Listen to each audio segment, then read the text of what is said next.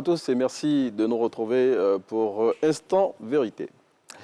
Selon la Bible, l'Église qui est née après la crucifixion de Jésus-Christ est composée de tous ceux qui ont mis leur foi en lui pour leur salut. Plus de 2000 ans après sa création et au regard des différents courants qui constituent cette institution, la question qu'on se pose aujourd'hui est de savoir si finalement l'Église n'est pas une invention humaine. Eh bien, pour traiter cette question, Instant en Vérité reçoit en ce lundi de Pâques pasteur Yannick Djati, pasteur principal des églises Centre chrétien de Réveil. Bonjour, pasteur. Bonjour, monsieur Reynaud. Merci d'avoir répondu à notre Merci invitation encore et pour puis bonne fête de Pâques. Hein. Bonne fête à vous aussi, monsieur Reynaud. Allez, dites-nous, pasteur, l'Église s'appuie sur les témoignages des apôtres du Christ, qui ont été les témoins privilégiés de ses actes et de ses paroles transmises et consignées dans le Nouveau Testament. N'est-ce pas la preuve que l'Église est une invention humaine? Alors, déjà, il faut redéfinir la notion d'invention humaine. Ok.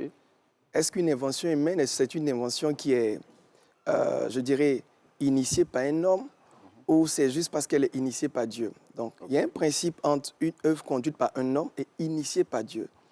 Donc, l'Église a été, je veux dire, conduite par des hommes, Oui. initiée par Dieu. Ok. Alors, quand vous lisez la Bible, vous voyez que Dieu étend toujours sa domination au travers des hommes. Il crée le monde dans Genèse, il crée la terre, il crée toutes choses. Et puis, en fin de compte, le Dieu qui aurait pu gérer son propre monde qu'il a créé, il fait venir un homme. Et puis, il dit, écoute, toi, sois fécond, multiplie-toi et puis domine. Donc, Dieu étend toujours sa domination au travers des hommes. Cela peut se corroborer aussi avec l'histoire de Jésus et Pierre. Jésus dit, bon, écoute, je bâtirai mon église, mais je bâtirai mon église sur Pierre. Donc, Dieu a des visions qu'il déploie au travers des hommes. Donc, on aura des hommes devant, mais la pensée intérieure est initiée par Dieu. Alors, je voudrais juste... Initiation, bon, je veux dire, on est en train de faire un jeu de mots. Hein, pasteur. Non, je vais dire, techniquement, physiquement, on a des hommes au devant. Mais la pensée de faire, la capacité de faire, la grâce de faire est de Dieu. Est de Dieu. En tout cas, c'est bien noté. Et je voudrais dire une dernière chose, si possible. Un grand homme dans la Bible, Gamaliel, qui n'était lui pas chrétien, qui était juste juif, a fait un apport important par rapport à distinguer ce qui vient de Dieu.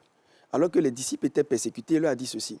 Il leur a dit, si cette œuvre vient de Dieu, personne ne pourra la détruire. On est 2024 ans après. Oui. Le nom est encore parlé. C'est le nom le plus prononcé au monde. C'est le livre le plus vendu au monde. C'est des masses réunies 2024 ans après. C'est la preuve. Si c'est de Dieu, personne ne pourra la détruire. Donc, c'est la preuve que c'est de Dieu.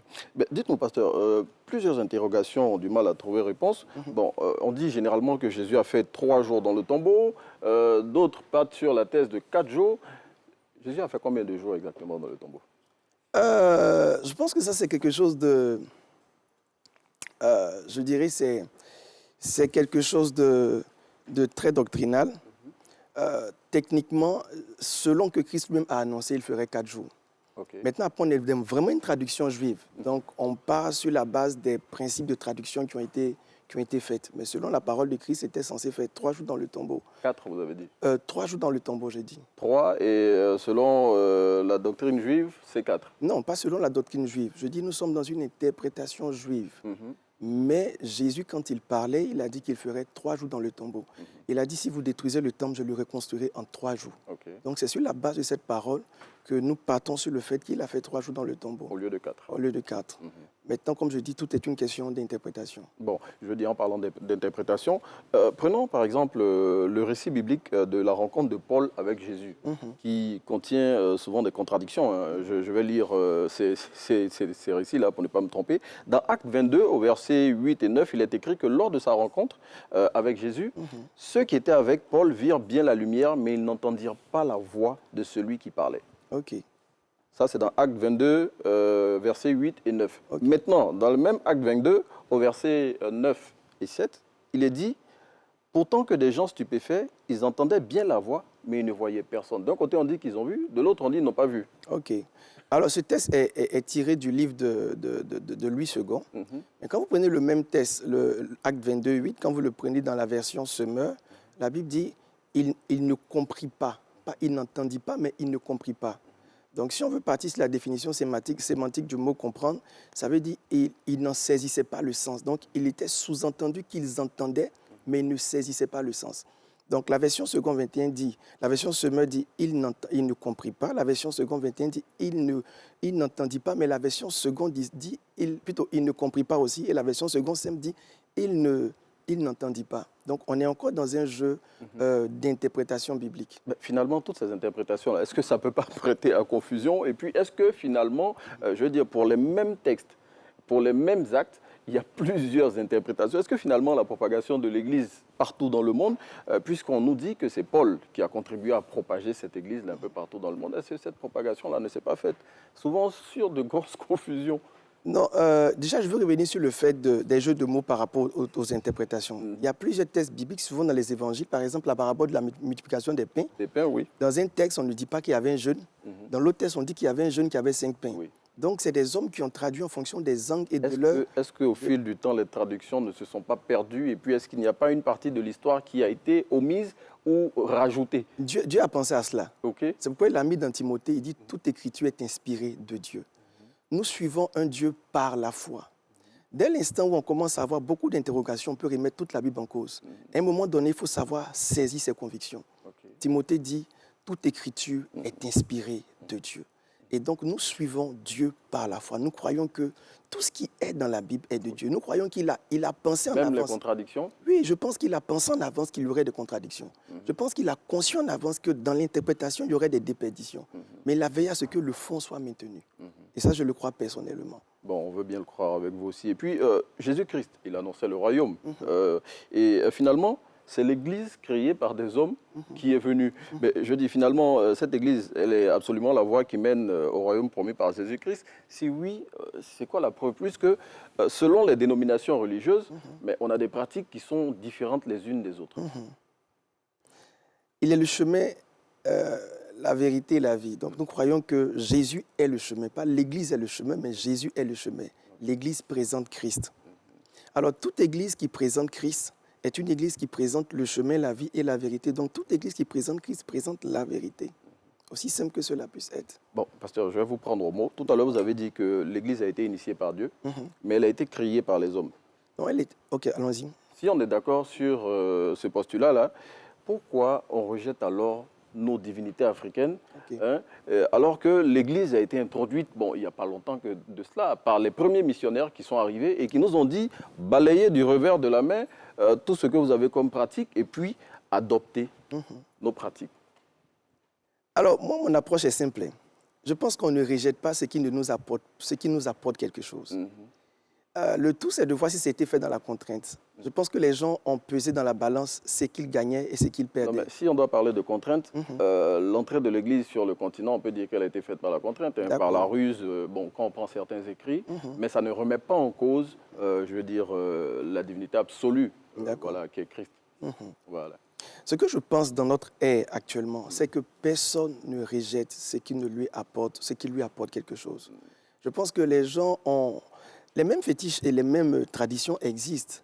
Je ne pense pas que... Je pense que, dans un côté, la tradition n'a pas été transmise. La plupart des gens aujourd'hui ne sont pas dans les églises, mais ne sont pas forcément dans la tradition.